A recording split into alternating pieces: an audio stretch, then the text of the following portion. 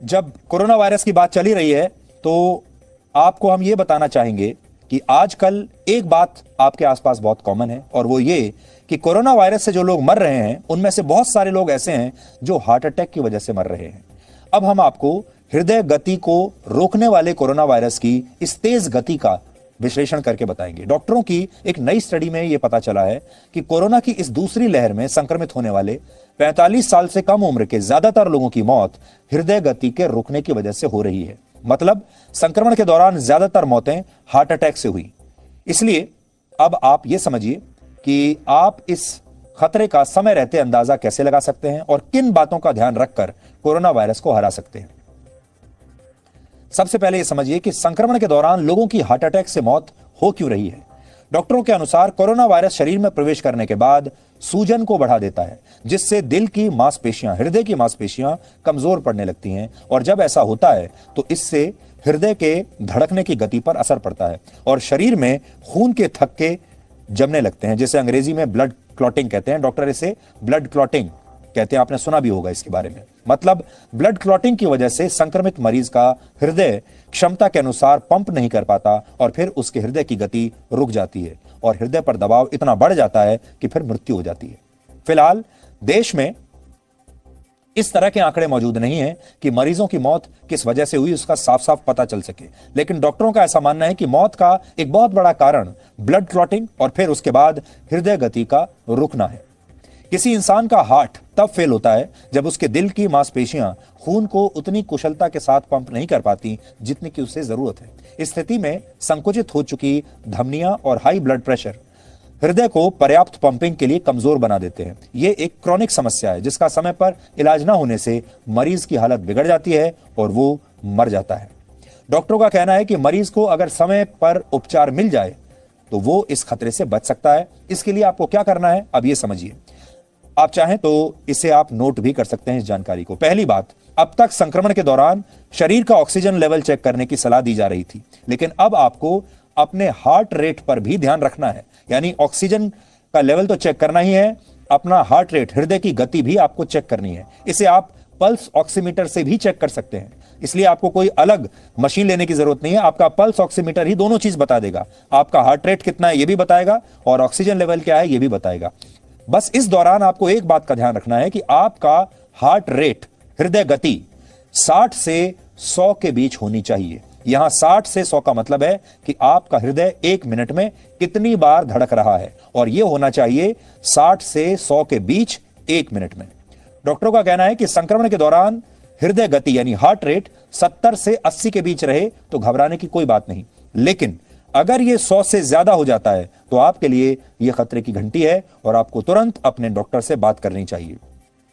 आपको यह बात भी याद रखनी है कि वजन उठाते समय, चलते फिरते समय या भागते समय भी हमारा हार्ट रेट बढ़ जाता है। जब आप कोई भी मेहनत का काम करते हैं तब आपका हार्ट रेट बढ़ जाता है। इसलिए हार्ट रेट जब भी आप चेक करें तो ऐसे समय में करें जब कहीं आप आराम से बैठे हुए हैं, आप इस तरह का कोई काम नहीं कर रहे हैं, आप तेज चल नहीं रहे हैं, दौड़ नहीं रहे हैं, कोई ऐसा मेहनत का काम नहीं कर रहे हैं। थोड़ी देर आराम से बैठिए और स्थिर होकर बैठिए और जब आपको लगे कि आपका शरीर स्थिर है अब, तब आपको ये चेक करना चाहिए। आज हमने इस विषय पर कुछ डॉक्टरों से भी बात की है आपके लिए और आपको फिलहाल डॉक्टरों के पास जाने की जरूरत नहीं, क्योंकि ये सारे डॉक्टर हमारे जरिए आपके घरों तक पहुंच रहे हैं, आपके फोन तक पहुंच रहे हैं और इन डॉक्टरों ने हमें कुछ ऐसी बातें बताई जो संक्रमण काल में आपकी बहुत मदद कर सकती हैं। इसलिए बहुत ध्यान से इन डॉक्टरों की बात सुनिए।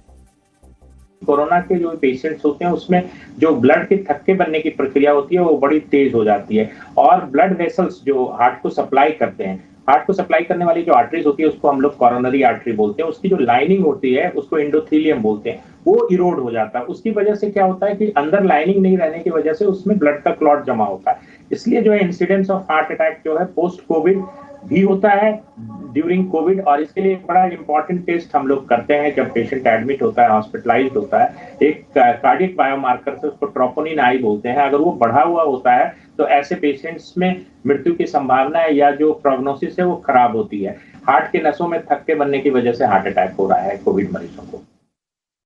जो ये हार्ट पेशेंट के लिए हमने बातें की हैं, ये सारी की सारी जिन्होंने हार्ट सर्जरी करवा ली है उनके लिए भी एप्लीकेबल है।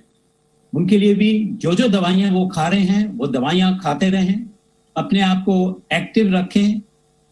एक बहुत इंपॉर्टेंट चीज है, वो ये है कि एबनॉर्मल वेट गेन बहुत इंपॉर्टेंट साइन है। अगर 1 किलो भी अनएक्सप्लेन्ड वेट गेन आपका हुआ है तो इमीडिएट अपने डॉक्टर से संपर्क करिए। वो एक अर्ली साइन हो सकता है हार्ट फेलियर का, और वो आपके लिए अर्ली ट्रीटमेंट मिलने से, माइनर दवाइयां ऑर्डर करने से आपको कंट्रोल किया जा सकता है।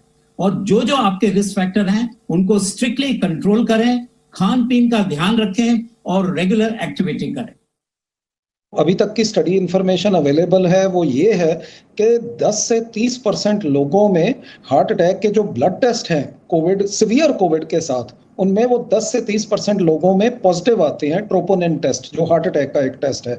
और इन लोगों में मोर्टेलिटी यानी कि कोविड से डेथ होने का रिस्क ज़्यादा है। कि जिस वक्त कोविड का शक पड़े, उसके सिम्टम्स शुरू हों, हम प्रॉपर डॉक्टर से कांटेक्ट करें, कोविड का टेस्ट कराएं। आमतौर से लोग पहले कोविड का टेस्ट कराने को अवॉइड कर लेते हैं, तो वो अवॉइड नहीं करना चाहिए, क्योंकि डायग्नोसिस प्रॉपर बनेगा तो ही प्रॉपर ट्रीटमेंट शुरू होगा।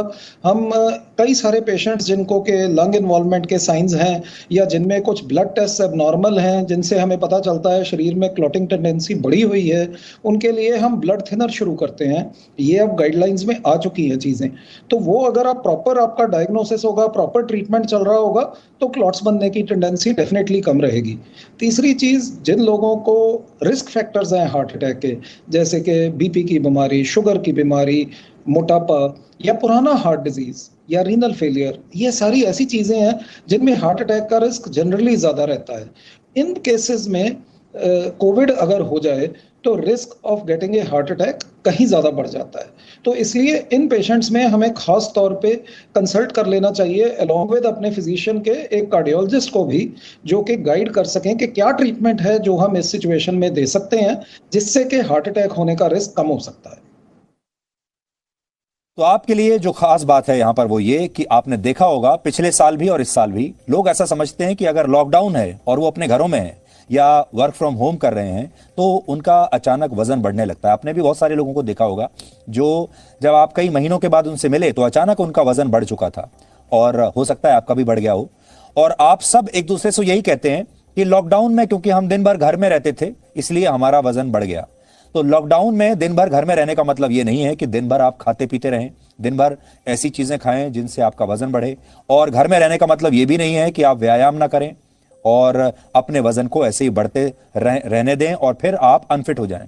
इसलिए आप में से जितने भी ऐसे लोग हैं जिनका पिछले 1 साल में वजन बढ़ा है, उनके लिए खतरे की घंटी है। आपको हर हालत में अपना वजन कम करना ही पड़ेगा और यह सुनिश्चित करना पड़ेगा कि आप बहुत हेल्दी खाना खाएं, और जो भी वजन आपका बढ़ा है उसे हर कीमत पर आपको वापस उसी स्तर पर लाना पड़ेगा जो आपका पहले का हुआ करता था। यानी वजन आपको कम करना ही पड़ेगा अगर आप कोरोना वायरस के संक्रमण से बचना चाहते हैं।